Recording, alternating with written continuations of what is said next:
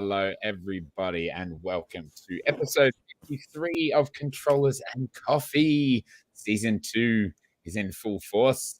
We've got intro music again, which is lovely. My name is Elliot Porter, and I am here, as always, with Kat Gerritsen. Hello, Kat. Hello, hello. What a pleasure to be here, as always. What a pleasure. How are you doing today? Oh, I got my booster shot yesterday for the old COVID. I am so fucking sore, and I was sick all fucking night and all fucking day. But I'm here, ready to talk video games. So, could be worse. Trooper to be here right now. That's very good. Very, very committed of you. Yeah, you're welcome. Yeah, well, I'll say. Okay, now tonight we are going to be discussing Ghostwire Tokyo. As you can see, I'm in a very Tokyo itself in tonight's stream. Tango Gameworks and PlayStation showed off a big, 9 minutes, almost 10 minutes gameplay deep dive the other day, and oh man, I was already excited for this game, but I am a million times more excited now, and I just think it's not getting the hype it deserves. So it's really it's weird. I don't know. It's a big release. Maybe there's just a lot going on. It's also coming out the same day as Tiny Tina's Wonderlands. Too bad. There's actually some more games coming out on that day. It's wild. Yeah, it's a busy day. It is a busy day. So I'm on the hunt for a PlayStation 5 officially now, and that's a whole nother thing I have to think about. But we will get to that. We're also going to talk about the downfall of Google Stadia. What a surprise. Yeah, as though it just happened. As though it hasn't been happening from the second that it was announced, essentially. Yep. And we will be covering a couple more newsy things. And if anyone has any questions, let us know and we'll try and answer them too. If you are watching us live, welcome. Thank you so much for joining us. If you're watching us after the fact, thank you as well. And if you're listening to us in audio form on Anchor, Spotify, Apple Music, Google Podcasts, wherever you get your podcasts, you can head over to anchor.fm/controllersandcoffee/subscribe and throw us a couple of bucks, $3 Australian, to support our podcast in a big, big way. Massive way. Kat, let's kick it off as we usually do. And what have you been playing this week? Well, I have been continuing my journey through Final Fantasy VII, which is exciting. That is exciting. I feel that I might need to kick it up a bit. I did plan to play a bit more this week, but my vaccine has really hurt my feelings. So I haven't thus far. But someone told me as I was in Woolmarket the other day when I was playing that I was only like a third of the way through the game. Now, what are your thoughts about this? What are your thoughts? Well, look, someone probably knows better than me. That's all I can say. There was a lot to go, but I thought you were halfway. I thought it was about halfway. All right, so I guess I'm somewhere between a third and a half. 2/5 of the way. Yeah. 2/5 of the way.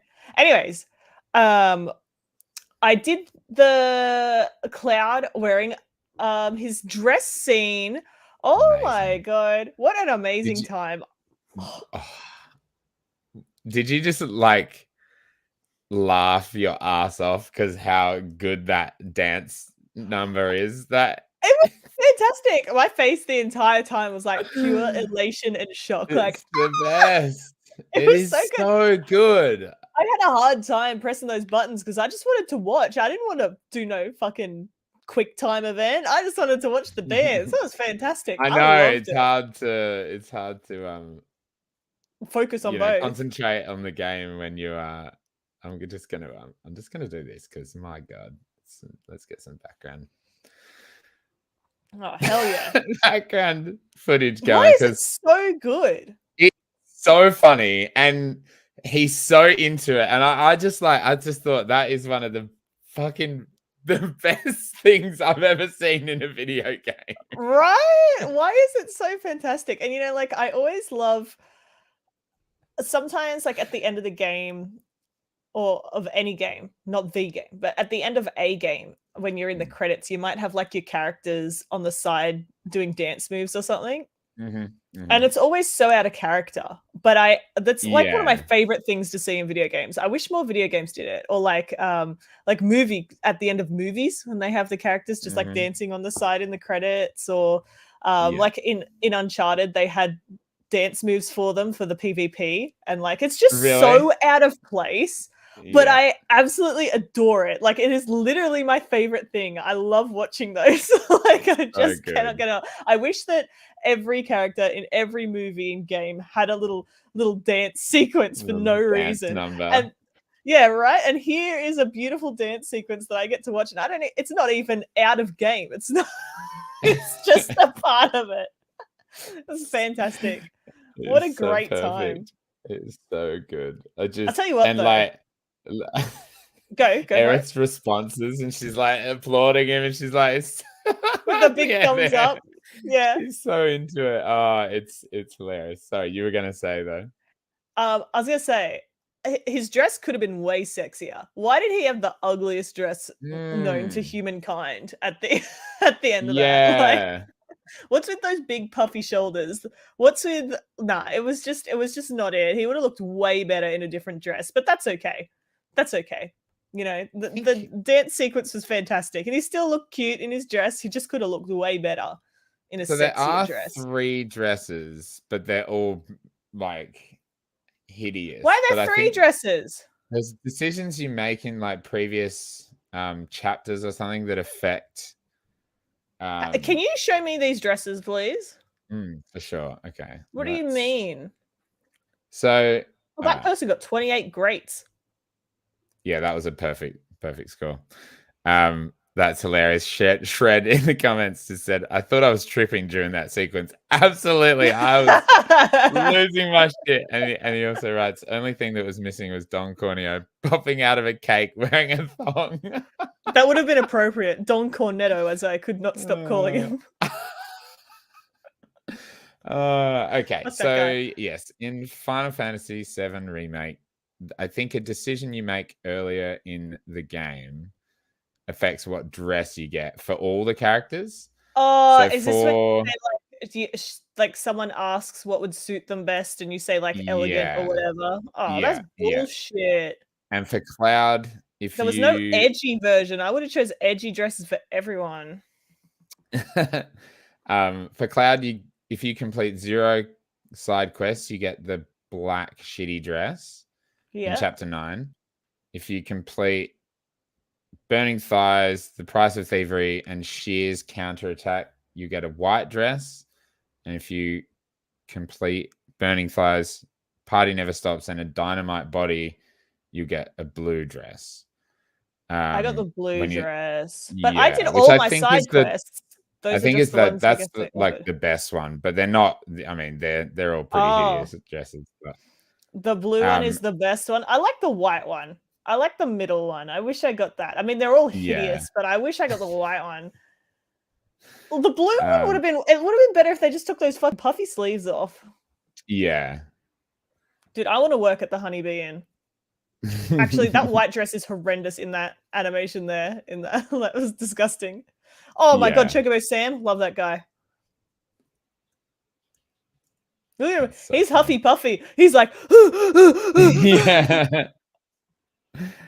That's so good.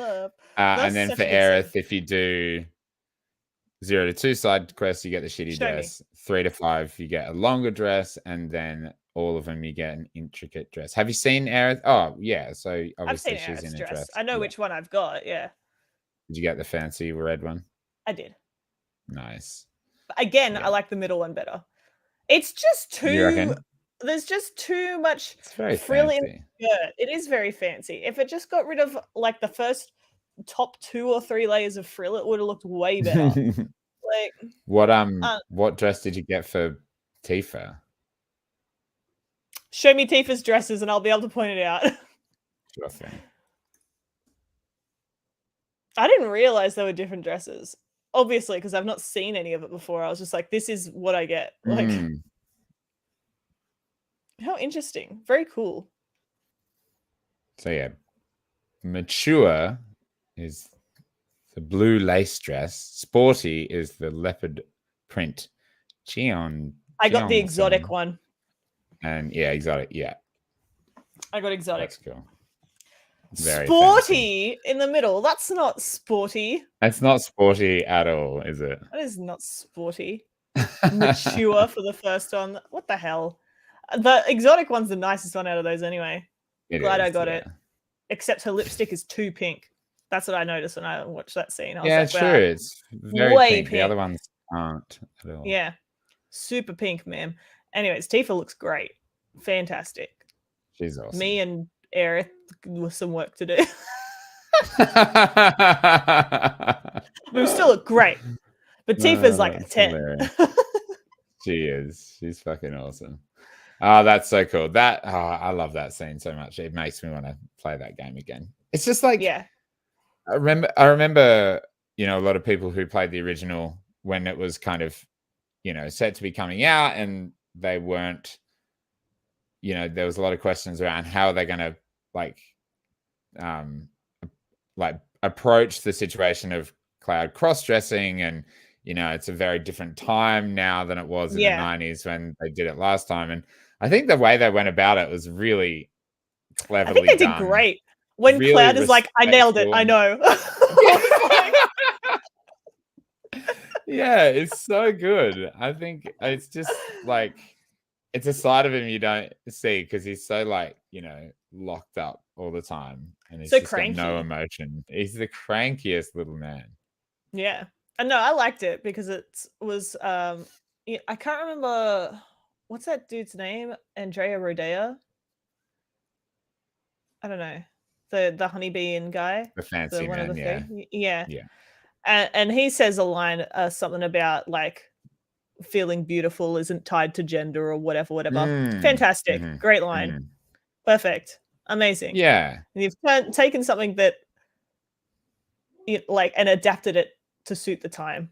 You know how in theme parks they show for the old Disney movies, they show the old stuff and they're like, this is a product of its time, it's not representative of today, sort of thing. It's they did the same thing, except then they adjusted it to be appropriate. They're like, yes, it was weird that we did that, but we can make it more appropriate now. Cool. Very cool. No, it's very good. Cool. That's awesome. And how much further? Are you still in Wall Market? Or are you? No, I'm out of it. I went through the sewers, and I was just about to get out of the sewers back into Sector 7 when my stream crashed, so I stopped it there, which was fine because it was 11:20 at night anyway. But I'm about to get out of the sewers back into Sector 7. We're going back because we were told by Don Cornetto that they're going to drop the plate, and we need to go. Yeah. Stop the drop of the plate. Stop the drop. So that's cool. One. That's cool. And I also started playing what was that game called? Super Auto Pets. Yeah. What is this? It's just this little free game on Steam. Okay. And there might be some Android.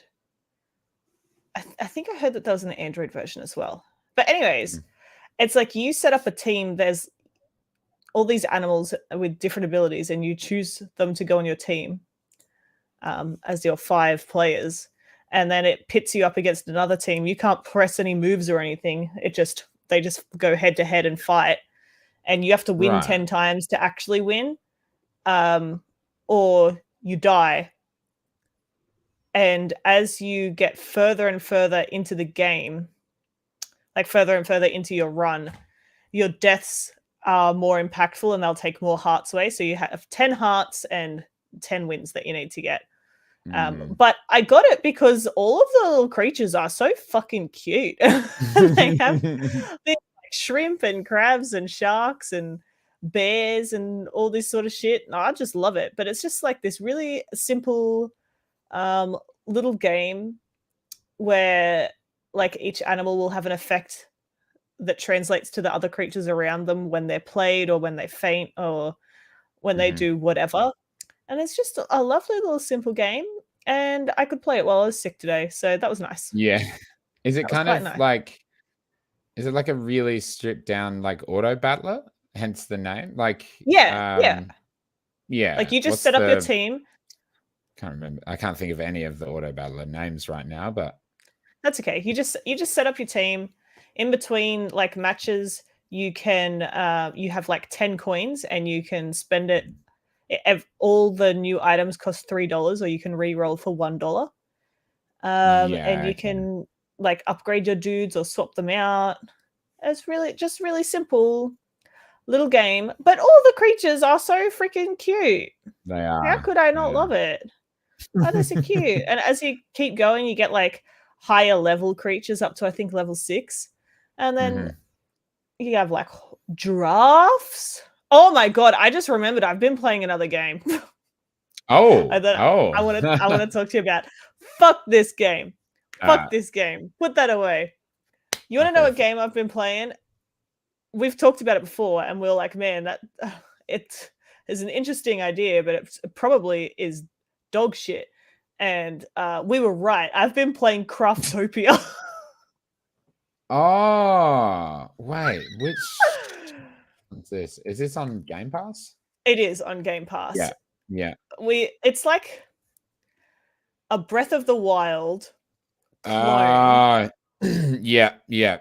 That adds every other aspect of any game that it can possibly add into it. Like, yeah, I it's got the remember building from Fortnite. It's got like creature catching, everything. Farming. Like, you can exploit the tutorial people to become your workers. Like, Anubis is up in the sky dancing on a little pillar. God, it is garbage, but it's fun with other people. There's like a Dune like sandworm going on in that trailer. I was just looking out there. Is it? I think when we looked at a trailer for it last year or something, it was like, oh, this looks like it has everything, but it's probably shit at all of them. Yeah. Is that kind of the case? Yeah. It's literally it. Everything is so bad, but it is really fun to just mess around with friends in there, because you like everything is so broken. Like, really? Nothing is good. Like, when I played with 2 other people, we got this glitch occur where every time you crafted something, like put it in a pot to cook or whatever, if I grabbed it out, or the other person, if just either of us but not the host grabbed it out, we got double. So we, like, fuck resources, we just put stuff in and get double back out. It really broke it really quickly for us, which is absolutely fine, because, you know, then I made a helicopter and I'm driving around in a stupid helicopter with my, like, a foot pedal helicopter with my sword chasing after enemies. Like, it's just absolutely ridiculous. But the real part of the game that I insisted everyone experience when we played it is the opening. Like, when you start a new game, it doesn't just take you to the world, like, and just be like, oh, here's your starting island. You're good to go. You're free. Go explore or whatever. For some reason, they decide there needs to be a little bit of backstory as to why you're on this island. I think it would have been better if there was no backstory. But what it is there's a white screen with a red button on it, and you press the red button, and then it shows you a picture of the Earth in outer space, and then puts the shittiest explosion gif over the top of it, and the Earth explodes. And then suddenly you're on a platform in all this water, and you walk up to someone, and they're like, you blew up the Earth. That's right. You did it. And you... It's just this person telling you about how you blew up the Earth, you bastard. And you can still move around in the cutscene. And because there's like rock climbing and stuff in it, you can grab and hold on to stuff. So you can just grab and hold on to this person's hitbox, which is like 5 times bigger than them. So you're just holding on to the air. And then it, like, you walk around and you walk into the water, and you can never get back on screen because the camera is moving in this cutscene but your player controls aren't quite moving equally with it, so you can't walk in the direction that you think you should be walking in. It's so bad. And then you go through a door and you spawn on an island, and then your adventure begins. They should just have cut that all out. Like, why bother? Why any of that was in there? It was and then your adventure begins in this like whimsical, like on a beach style. Like it's not like it's you blew up the earth. Now you have to like face the consequences. It's like, no, go make a farm, have a nice life. Literally, you start on a pier and there's 10 tutorial NPCs, and they tell you like how to do like 3 things, but there's 10 people, so they repeat the instructions a few times. They're still like not finished making the game. So yeah, I was gonna say, I was just looking, it's in early access still. Do you think do I think it will be better? Do you think by the time it's done it will be better, or if it has potential to be No, I don't think so. I think if they wanted it to be better, like it would have started with a better base. I think you know, it's just popping in as much as they can to cover as many audiences as possible, and I don't see a way that it could become better. It just is not really the coolest vibe to just be like very frank. So sorry to the creators of the game. I'm sure the people that are working on developing it are like doing their best. But you're not creating the best game. It's very buggy in every sense, and it's not super exciting. However, it is fun with friends. What more can I ask for? And those tutorial people, when you're loading between islands, because you can teleport to different islands, when you're loading between them, one of the tips is like, you definitely shouldn't spawn a generator where the NPCs stand and then leave and come back later. And like the idea is if you put a generator where they're standing and then leave the island and then come back later, the generator is like a hamster wheel, and the people are just there running on it, and they just run on it until they die. But it tells you not to do that. So of course, what you're going to do is absolutely put one there. So you can exploit them to make you batteries, and they shit out pink feces, and you do too. One of the funniest things is like, my friend ran up to me because they wanted to give me some crafting materials, and I was like, thanks, amazing. They turned around to run away, and as they turned and ran away, a little just poop just sprang out of them onto me. Like, it's just it was so funny to experience in like real time, but it's just like that's the core gameplay. We go to an island, I'm like, there's a giraffe amongst like a fucking Breath of the Wild shaped turret and a slime, and then a giraffe. Like, it just makes no sense. That's what made you think of it when you mentioned giraffes before, wasn't it? You're yes, like, giraffes. Exactly giraffes. It's so strange. Yeah, I don't understand, because clearly like there's so many ideas and like resources going into this game, but it just is not working out. Do I recommend it? No. Unless you're downloading it on Game Pass for free for a bit of a laugh. Then I recommend with friends. Go have fun. Sure. What a ridiculous game. Oh my god. Too much. Too much and too little at the same time, somehow. Yeah. Man, I'm actually kind of intrigued, but I don't. It's really intriguing because I downloaded it and it looks like it could be good. Like graphically, it looks like it's like really, this is cool and colorful, and there's just too much going on. Like on that first starting island, you're using materials made out of wood and stone, and then you find a dungeon and you go inside, and it's a speed trial, and you're like, okay, this very Zelda-esque, Breath of the Wild-esque. You run on forward to go do the speed trial. 5 hoverboards, pick one, start doing hoverboard shit. What? Like literally like 5 minutes into the game. And so like I downloaded it and played a little bit by myself, only because some of my friends had been like considering it, and I was at home, and I was like, I don't know if I recommend this or not to you guys, because it's like a good laugh, but it's also just trash. Yeah, yeah. That's So hilarious. it is a very intriguing experience, but I don't expect anyone will spend a long time experiencing Mhm, it. mhm. For sure.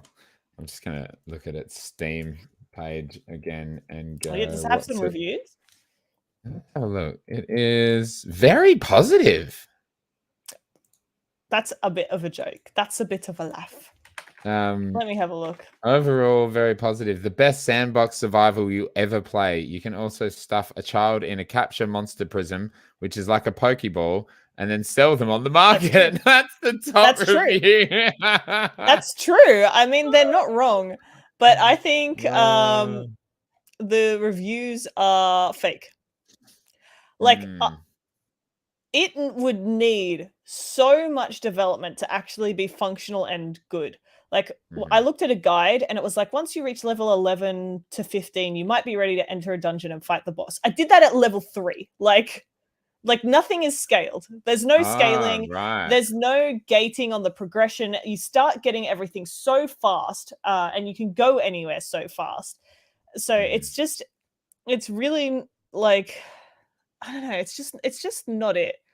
It's quite buggy, quite glitchy. The sound is not lined up with what you're experiencing. Like, oh God, really? I don't know.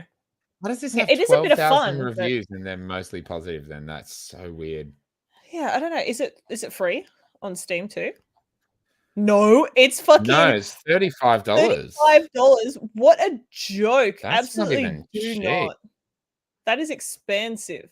And like the farming doesn't work well. They're showing in like these gifs the automated farmer. It's like this machine with like 12 chainsaws strapped to it and it just spins around and is supposed to farm your stuff. But it would literally just drive off into the sunset or like drive towards our chests. And if your chest breaks, all of that stuff disappears. So like it was not a Yeah. good experience.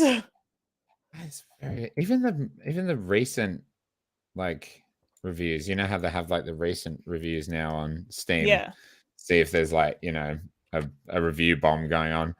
Yeah. They're even very positive, which is weird. One of these reviews is just Minecraft Breath of the Wild, good game. Good game.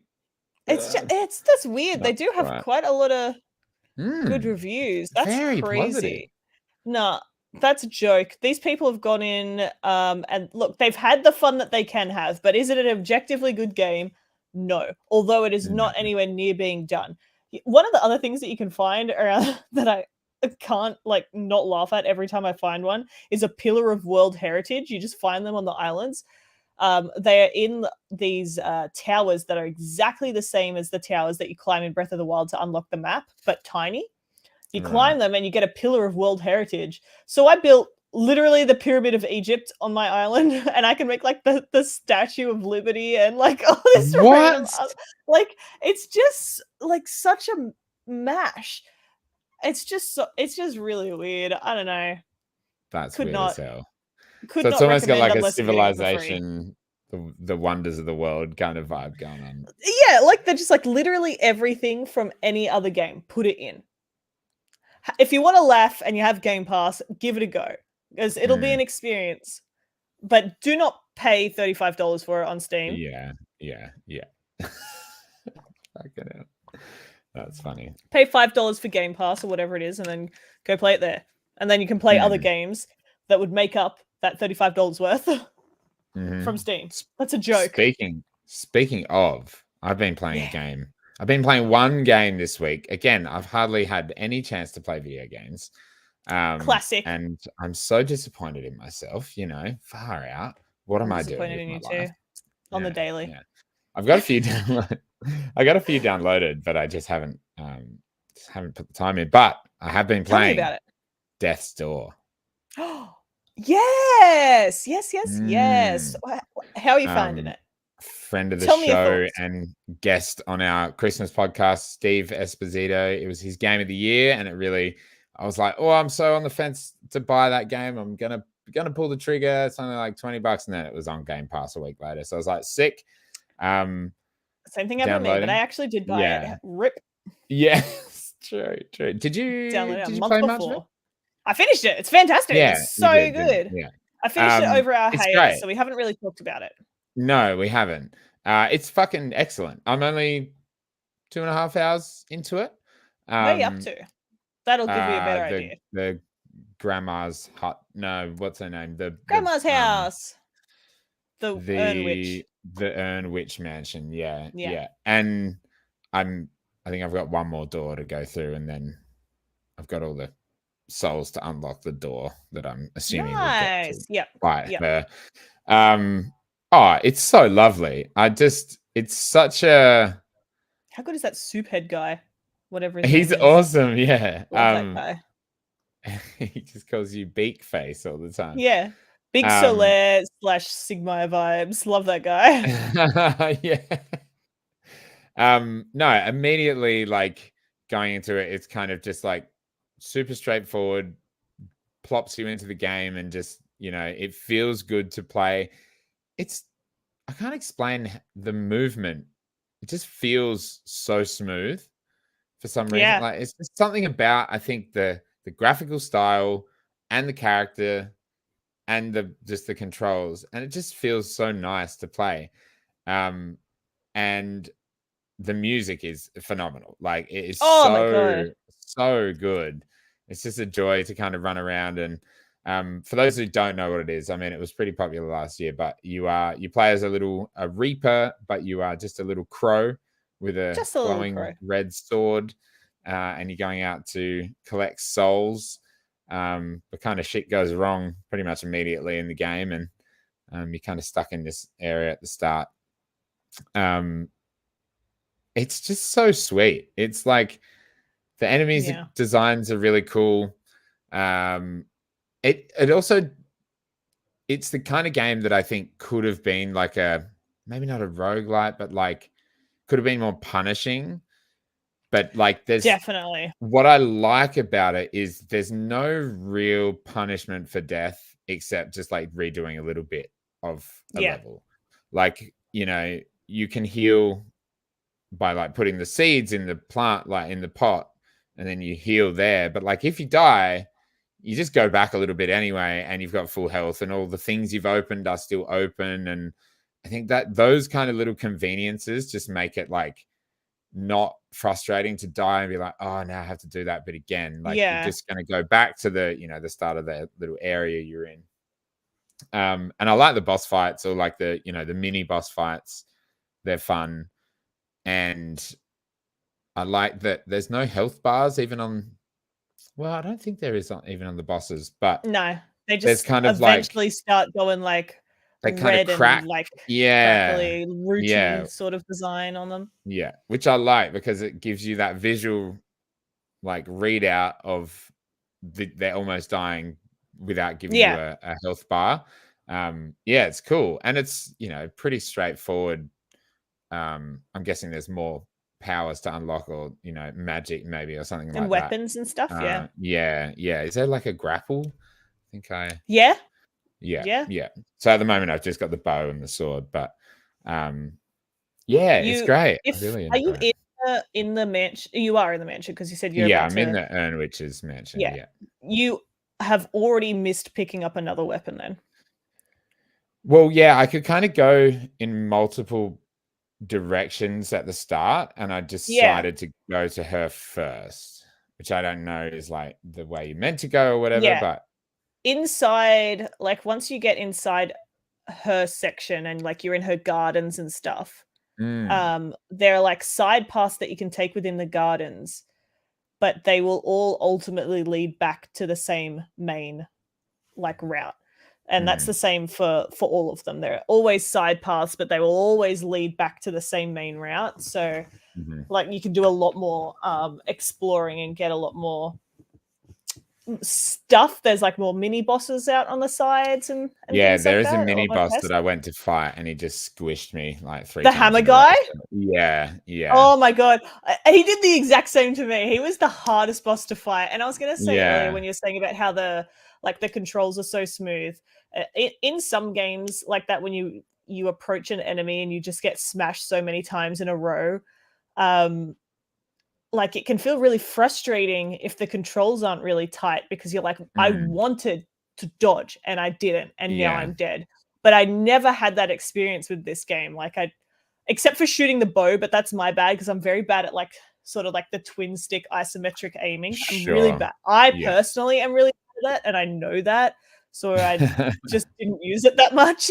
But like I was never upset at the controls because they were really smooth and tight and really, really good. And I also agree with the enemies not being able to see, especially like the bosses, a health bar. It really promotes playing in the way that is most comfortable for yourself, because you're not looking at their health bar dropping low and thinking, I need to be aggressive now or I need to be passive now. You're just playing that fight until right at the end where they start getting red, and then you start being aggressive because you know it's so close, sort of thing. And it also gives you that little glimmer of hope. You're like, I'm almost there. I've almost made it. Oh, why are we getting all this spam in the chat? The fuck? I love a good bit of spam. I swear I just blocked this person from. Thank you. Can we just? I might also go hide this. There we go. Look at us go moderating our channel. Why the fuck? You're lucky. Anyway.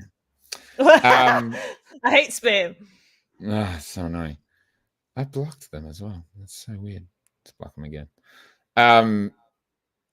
Yeah, so what you're saying, the movement, or like the bosses. Yeah, they're very, very, very, very. I really enjoy it. It's really cool. I want to put some more hours into it. I've just been so busy. But I haven't just had a chance. Like 2 days, 2 or 3 days. Yeah. I assume it's not that long. Let's see. It's longer than I thought it would be. That's for sure. Like, even I had the same understanding of the level that you have now. Like, where like you're like, oh, I'm going to put these things in the door and then I'm going to fight them. But it's not, that's like, there's still another thing you have to do first. Sure. Which isn't a huge amount, but like just those little things, like they just add a little bit of longevity to it. And also there's a lot of like collectibles that you can get, and which for me really extends the gameplay because I'm running around looking for all those seeds and all that sort of stuff, which I really enjoy. But also there's a achievement for finishing the game only using the umbrella. Have you picked up the umbrella? It's like at the start. Yeah, I noticed that achievement. Is it like right at the start? I must have missed it. It is right at the start, yeah. And you can't use anything except the umbrella. And if you melee before you get the umbrella, you can't get the achievement. That's crazy. And I thought, like this game, it didn't take me that long. I could probably do that because like I was pretty solid in all the combat. It just does half the damage, so every fight will just take twice as long, so that's not so bad. But I haven't gone back to do it yet. But the game is so good. I've spent 11.3 hours on it, and I would say maybe an hour or two of that was after I completed the game, running around some of the areas trying to unlock some of it, because I believe there's another secret ending after you finish the game if you then do like all the collectibles, all this extra other stuff. I think there's another ending to the game, which I haven't got to.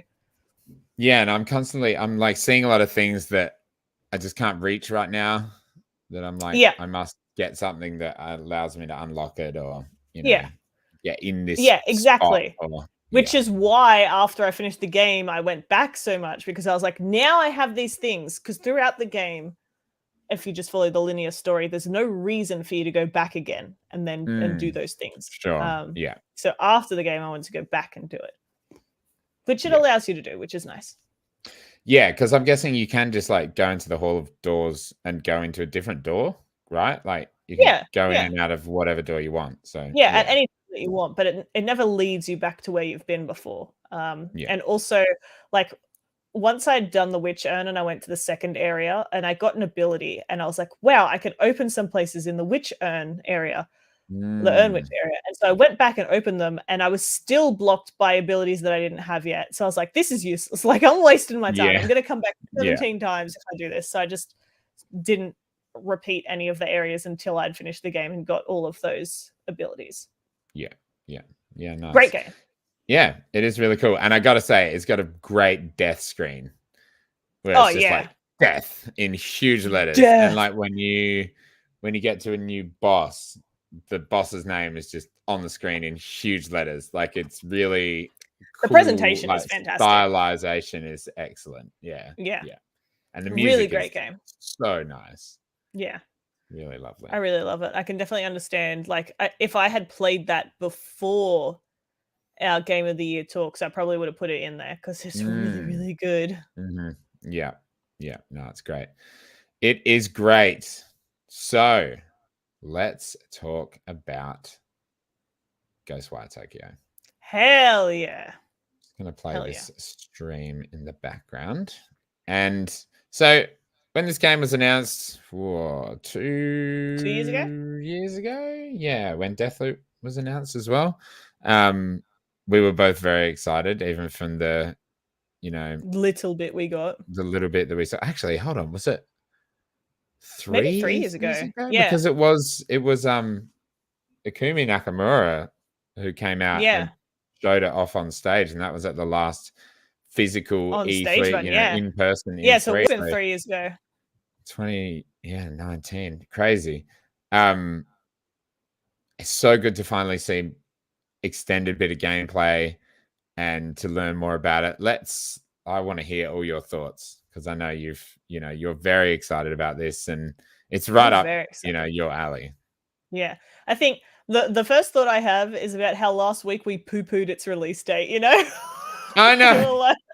We're like 25th of March. I don't even know if we talked about it on the podcast because we're like, here's this little bit of news. It says it will release on the 25th of March. That's a bit soon. I don't know. And I remember that we were saying, there's a showcase, a little showcase next week. Maybe it's in that. Maybe that's the release date that they intended before COVID. But here we are.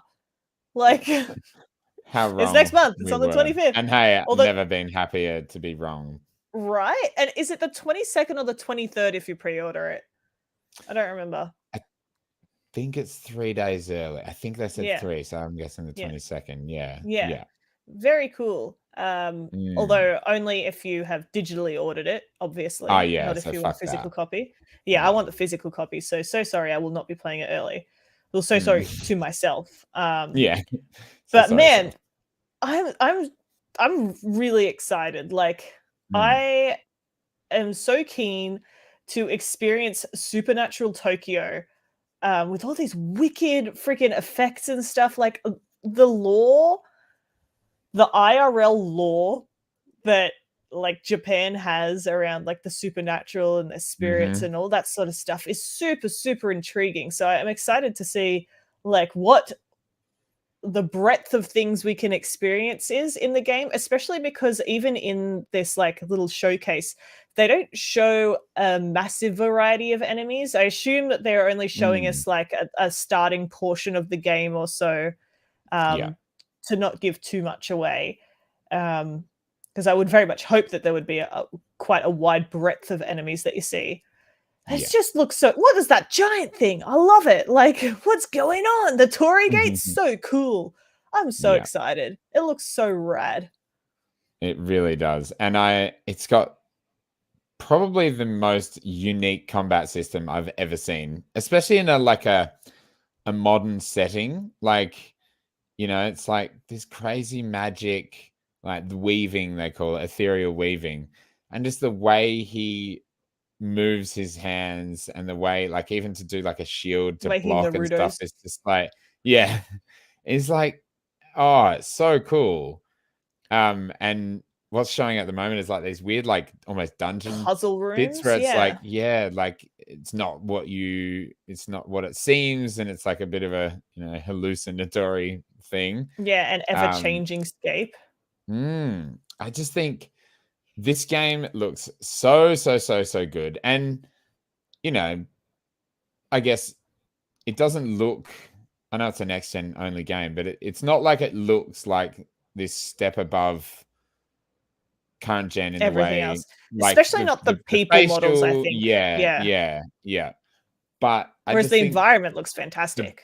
breadth of the environment and the colors and the particle effects and stuff just look so cool.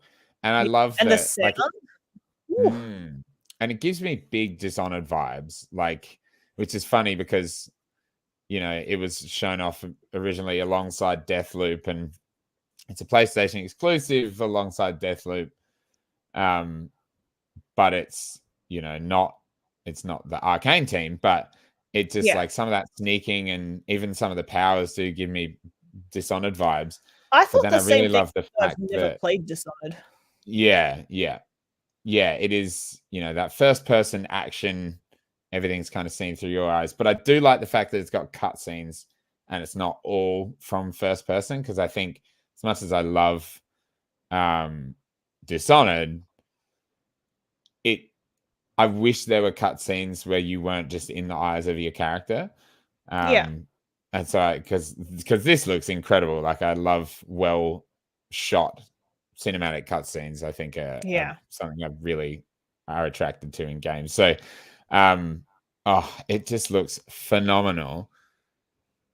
Oh my god, we are just getting spammed the hell out of here. What is happening?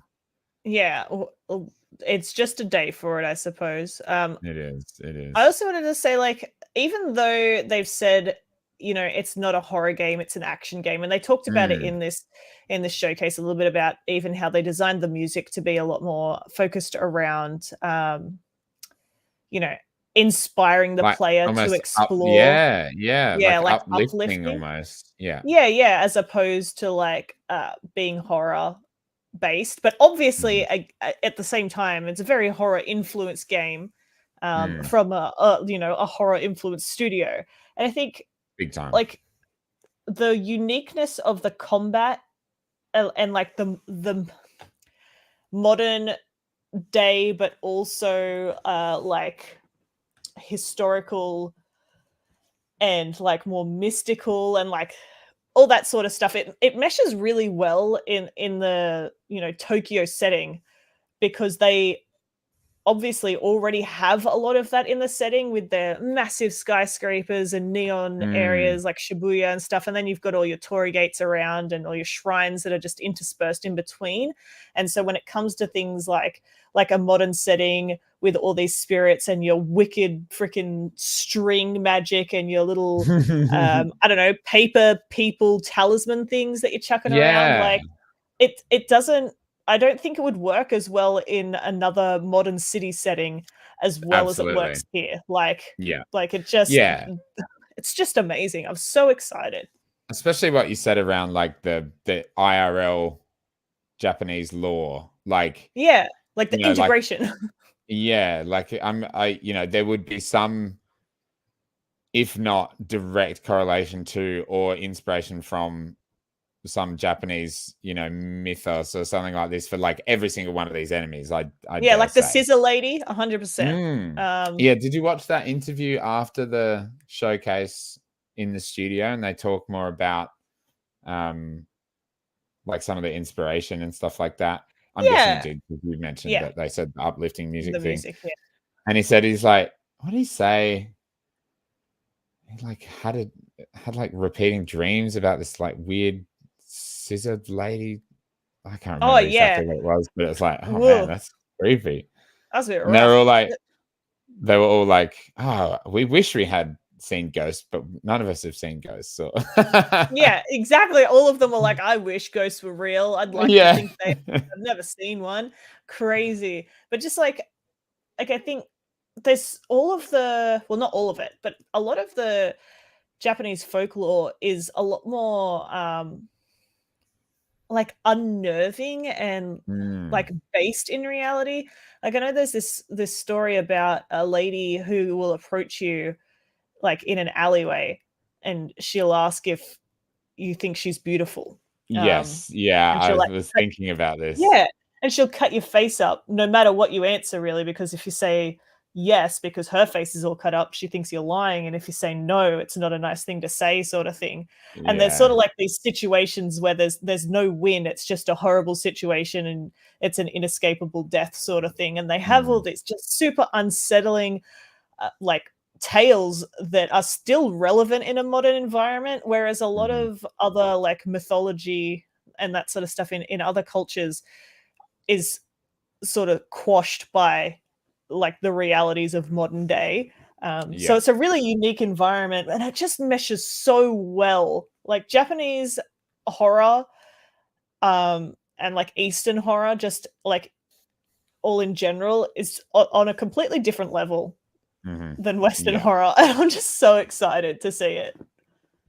It does look stunning. I'm so glad it's not a horror game as well. Yeah. Like, because as much as I was already excited for it, and I would definitely attempt to play it if it was a horror game, it being an action game or an action adventure game, but just with a spooky vibe, makes me even more excited because I know it won't be like a stressful time trying to play Yeah, this it's more game. You know, accessible for me. it might My have heart won't some give out. vibes. Yeah, exactly. It might have some vibes of like, oh, this is really unsettling, but like, it's, you know, you're powerful in it.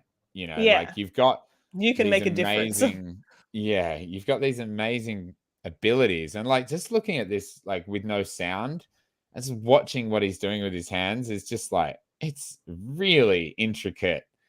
And I imagine as you get more skills and you get better at the game, I'm assuming you'll be switching between your different powers quite quickly on the fly, and looks like the block is like really effective and counterattacks and stuff like that. And I just think it looks insanely cool.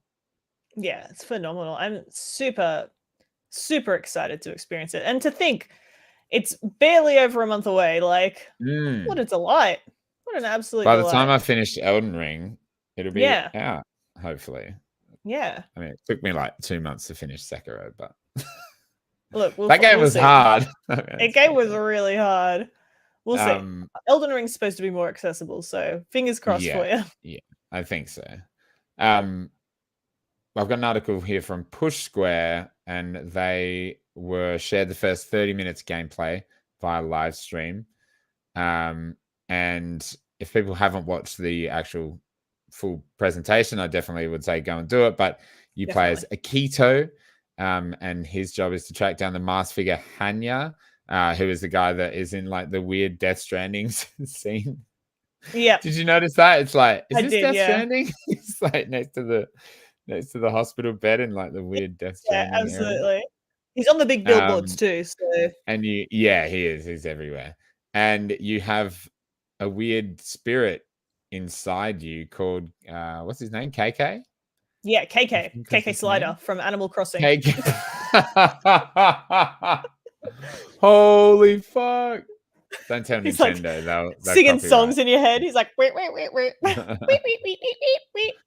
Bitch. And apparently he's like, he's kind of fun and like cheeky and stuff like that as well. So I think that'll be an interesting, like, weird dynamic juxtaposition between the freaky shit that's going on around you and the weirdo inside your head. Yeah. And like you said in our messages, you just want to see the cats running the stores, which they will be. Yeah. Oh, I'm so excited for that. That's amazing because like everybody's gone. Everybody's just off to the rapture. So I think it's very interesting as well in that article that they say that the first 30 minutes of gameplay are quite linear. Whereas it is supposed to be quite an open world. What did they say? There was 233 like sections. Sections of the map, or whatever you want to call it. That's another thing we spoke about offline was like I didn't expect this to be like an open world game. No. I don't even know if you'd call it open world. Well, I suppose you kind of would. Like it's got a mini map and like you've got a full like section of Tokyo to explore. Apparently they quite encourage the free roam with the like zipping between those I can't remember what they call them, but the guys that are flying in the air. Yeah, the yokais in the air. Yeah. I think they gave them a specific name, but I don't remember. But I thought it was very interesting that they said, you know, they really talked about how the opening was very linear, as I feel that's to be expected, even in an open Yes. world game, that you would have a linear opening to get you on the right path. And they mention, not Yeah, in the that's a good article, point. but in the in this showcase, about how the fog that we see the people like walking in Mhm. big groups in the fog, are like dangerous areas that strip you of your health as you go through them, kind of like a poison fog per se. And they could use that to help like gate or navigate the player throughout areas that they're not supposed to be yet. So I'm Yeah, really right. excited to see how the understanding of a linear opening versus what they want as an open world actually comes together. I'm also excited to see his different outfits, because Hell with the yeah. pre-order content comes with a bunch of outfits. But I'm hoping there's just a whole bunch in the game as well, because that would be really cool. Not that you I really hope ever so. see him except in cutscenes, but I love customizing. Who knows? Maybe there's a photo option in the game, and you take selfies of yourself with the spirits to get XP points. You don't know, like That would be actually hilarious and fun. it Or would like be pretty photo fun. mode when you're in the middle of like, A battle. Oh, that would be weaving. sick, actually. Some of those weaving animations are something else. I'm They're thrilled that gorgeous. this game is on its way. So I've got to get my shit together and get a PlayStation 5. Because I got to play this. And like, it's funny, like, I really want to play Deathloop. I love Arcane, and I think that game would be amazing. But like this game, I am like, no, I need a PlayStation 5. I have to play this game at launch. It just looks phenomenal. There's something about it. It's the colors and the intensity and the fact that it's Tokyo. I'm just And like, so different. yeah. Whereas like Deathloop, like you're so comfortable with like them as developers as well, that like you sort of know what you're going to expect, so you don't have to rush out and get it. But this is fresh. Like the Evil Within, like, was fantastic. I didn't play Was it. it? Yeah. Because I'm a scaredy baby. But I have watched people play that game like 10 times. I love that game, and like the Yeah, dynamics right. between the characters, and the Evil Within 2. Also great. Like fantastic. So I am really excited to see everything from this, because I like literally it's like one of my most watched games, even though I've never played it at all. I watch it That's all the funny. time whenever I'm like, oh man, I really need something to watch while I'm working on this thing. I'll go find some Evil Within. I'm so excited. That's awesome. Very good. I am very excited as well. March 25th, same day as Tiny Tina's Wonderland, which Tina. I'm also incredibly excited about. But I think if it gets to the day and I have a PlayStation 5 and I get both games, this is the game I'm starting. Hell yeah. Unless, of course, Tasha's there and we play co-op, Look, Wonderland. it's situational. So situational. But this is like, I got. And then as soon as she falls asleep, pulling out the PlayStation. That's it. Yeah. Hooking up that big bad boy. Very good. All right. Well, what are we sitting at? 58 minutes. Let's quickly talk about Grand Theft Auto 6, because I know you're not really much of a GTA fan. Did you play 5? No, I've never played a single one. Actually, that's a lie.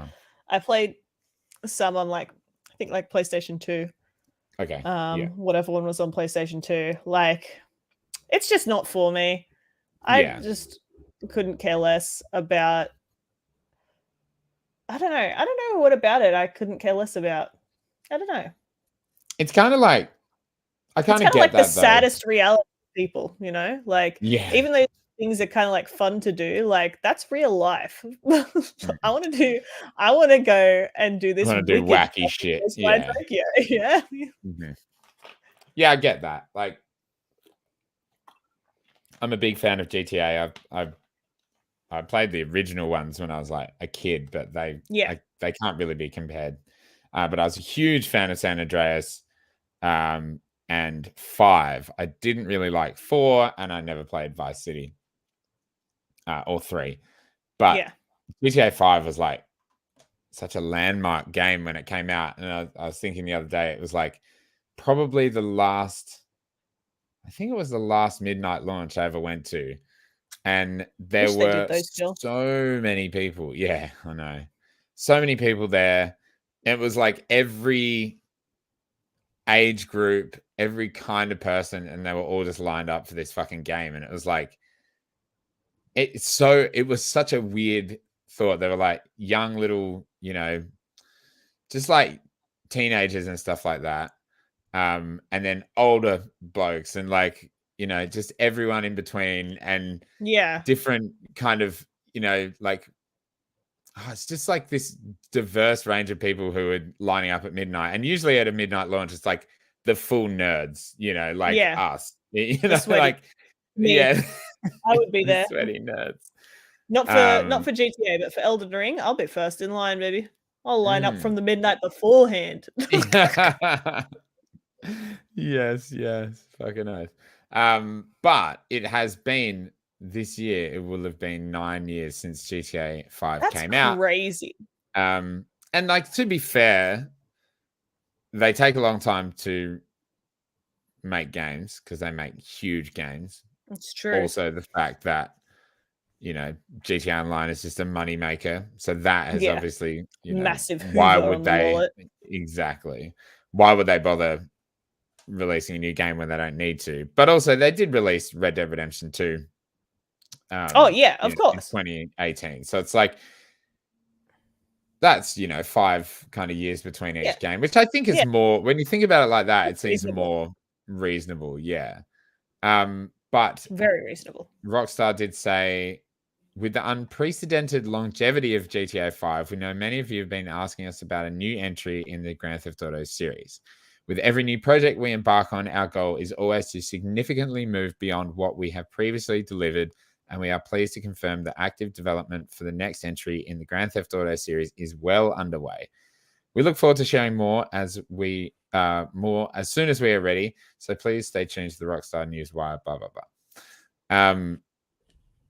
And a lot of people, there's a lot of speculation online of like, what does it mean?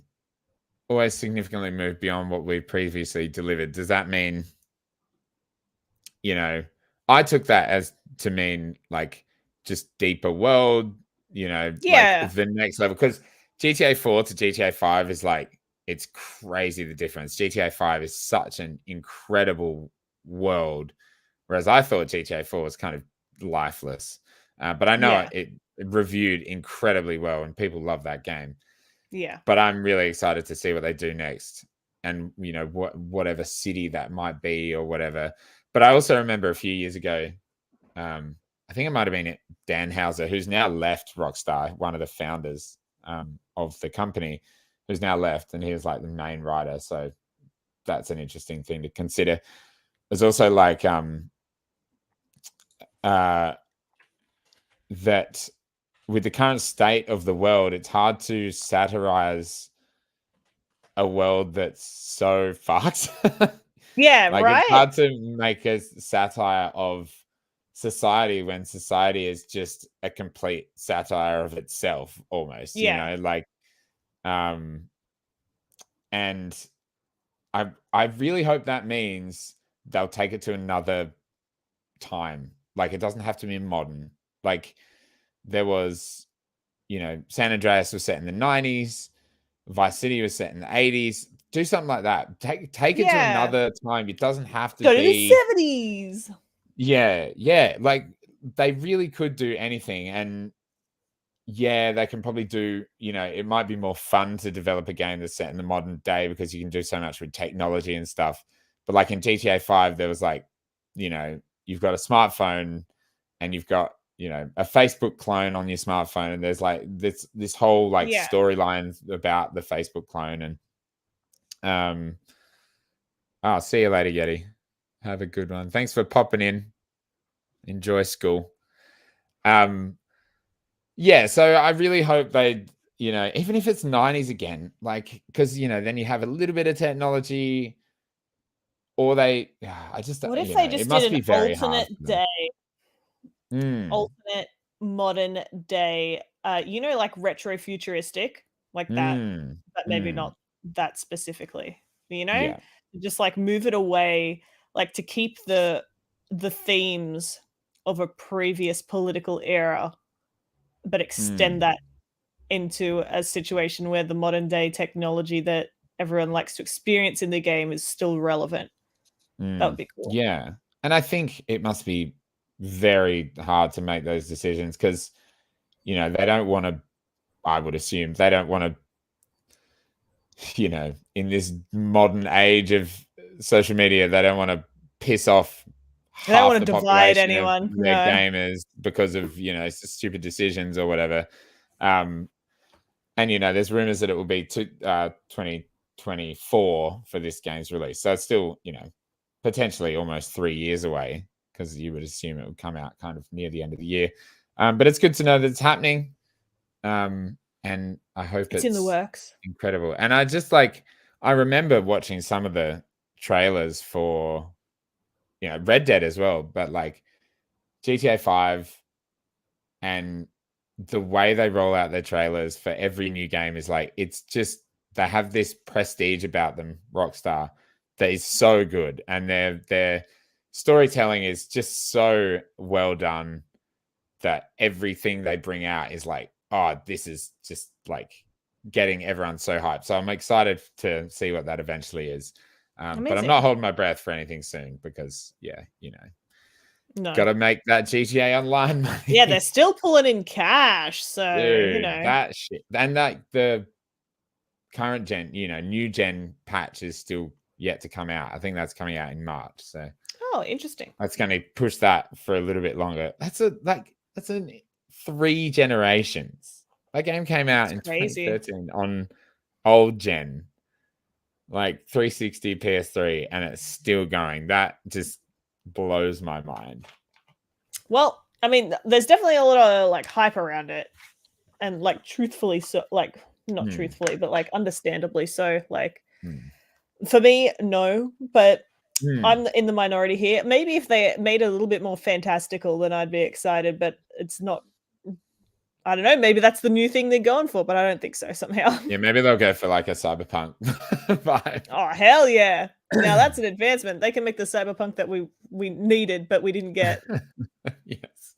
Oh god, I really hope that next gen patch comes out this year and it gets a revitalization because I want to play that game again. Yeah, maybe in like 3 years when I can change my haircut in the game. Oh my god, if they don't, it's ridiculous. There's just too much disappointing. They really just should have marketed that completely different and it would have been fine. Oh well, lesson maybe not learnt. The Witcher 4 is, you're not looking like it's coming out for a long time, that's for sure. No. All right. Well, before we wrap up, let's just quickly rip on Google. Do you have that article? Do you have that article up? I'll let you. Yeah, give me 2 seconds. Take point on that one. I can't wait to rip on Google. As we all know, Stadia has been in the trash for quite a long time. It's just simply not good. I would say before it came out, it was already in the trash. I don't think anyone will argue with me on that. It simply was not a good idea.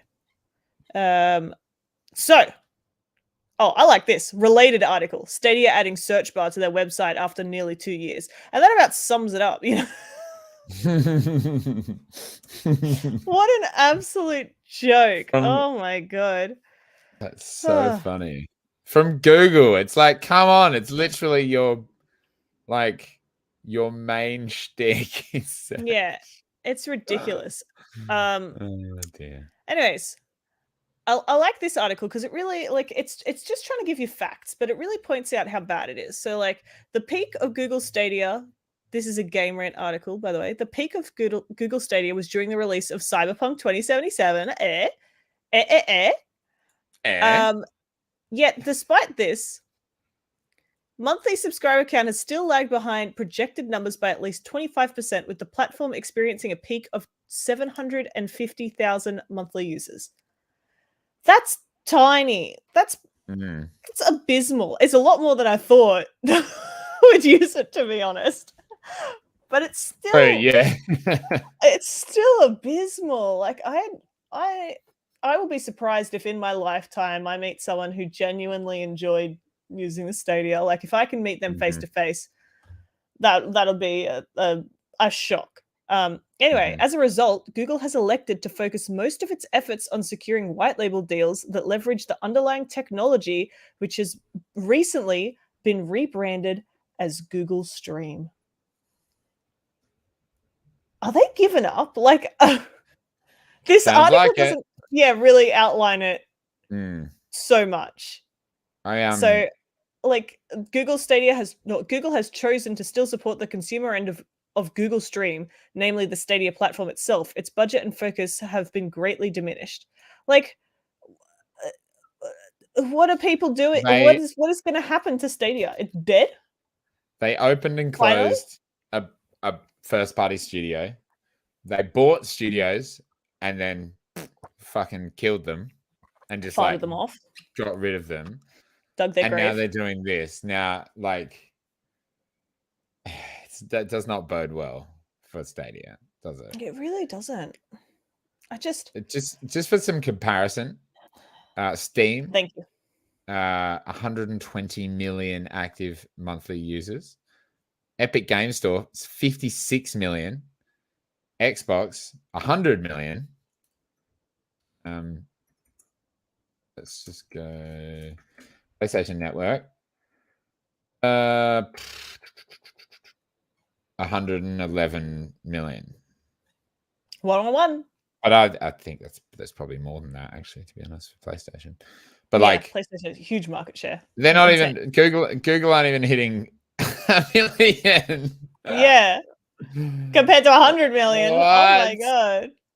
That's like ridiculous. 100 million.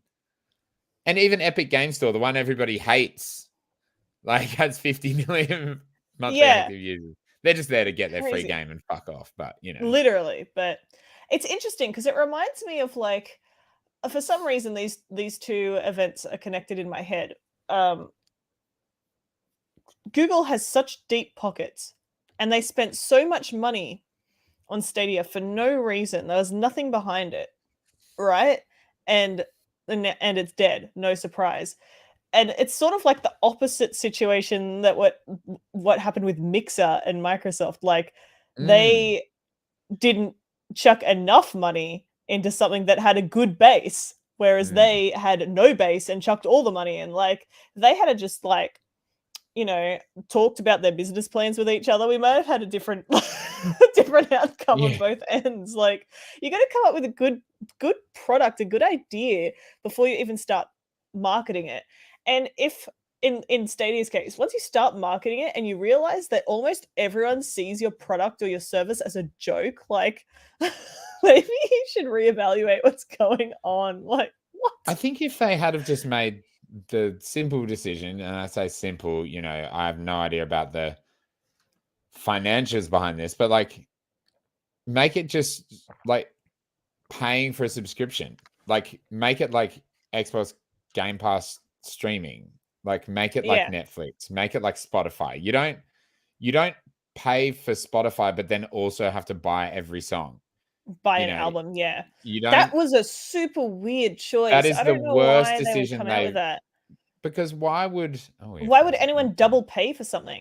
Exactly. Why? Like even for the free subscription, just don't have a free subscription. People like it should be clear now that people are happy to pay a subscription fee for convenience and for content. Yeah.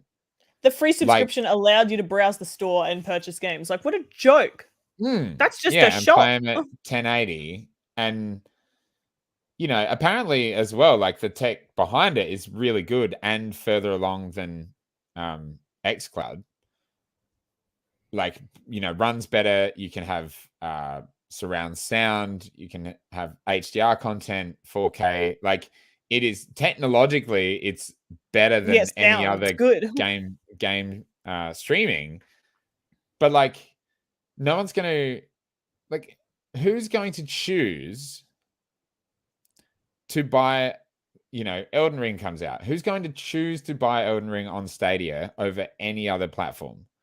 You're going to have at least one of the others. You're going to have an Xbox. You're going to have a PlayStation. Like, especially with a lot of games being cross-gen and with the process of Stadia coming out, there was a new generation. Like, what is Stadia running on? I remember it was like when they first advertised, it was like 10 teraflops, and it's like, is that going to get better over time? Because like initially Microsoft's servers for game streaming was Xbox One X's. In the last 12 months, they've changed them all to Series X's. So when you stream a game from xCloud, it runs on a Series X. So like, is Google going to revamp their entire, Stadia streaming system to have more powerful GPUs?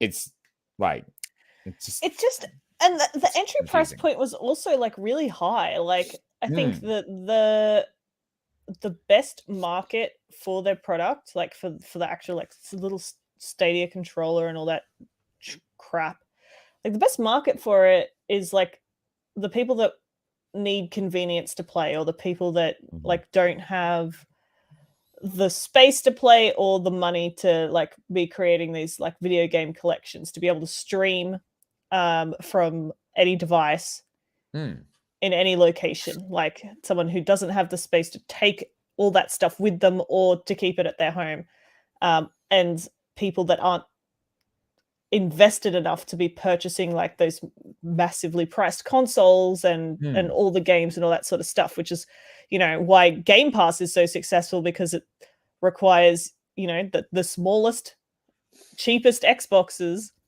and you can just take it wherever and you're good to freaking go. Like that should have been their market, but the entry point is like, the price point is so high for a freaking controller. And then you have to have a Chromecast Ultra. Chromecast Ultra, and then you have to pay for a subscription, and then you have to pay for the games that you want within that subscription as well. It just was not it.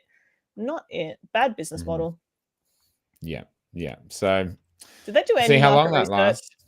Fuck, I don't know. Could I have like gone on the street and asked like 7 people? Were bad. Their ads. Oh my god, shocking! And no one would ever watch one of those ads and be like, I'm gonna get Stadia. I did like the orange inlay on the controller though. That was really nice. That was really nice. And I think the name has also grown on me when like seeing it's like they're gonna change it to kind of Google streaming. It's like, I think Stadia is catchy. Like, you should just, if you're going to use that as your streaming platform, exactly.